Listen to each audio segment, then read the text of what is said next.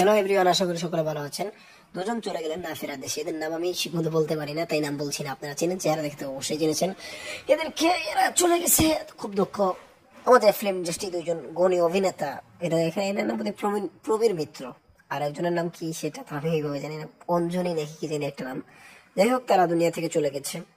যেখানে ভালো থাকুক। দেশের অনেক অভিনয় করেছে তারা দুজন, খুব ভালো কাজগুলো করেছে। তারা চলে গেল, প্রথমে মান্না, অনেকেই চলে গেছে।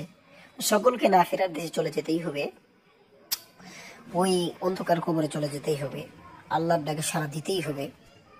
তো একটু মিত্র আগে ইসলাম ধর্ম গ্রহণ করেছিলেন পুরোহিত মিত্র, এটা আপনারা জানেন। তার দাফন বোধহয় ইসলামিক তবিয়ত অনুযায়ী দেওয়া হয়েছে। আলহামদুলিল্লাহ, খুব ভালো জিনিস হয়েছে। যেটাই হোক, খুবই ভালো জিনিস। মুসলিম হয়েছিল, তারা মুসলিম। এখন দেখা যাক তারা কতটুকু কি করতে পারে। তারা দুনিয়া তেমন দিন থাকলো, চলে গেল। Thank you.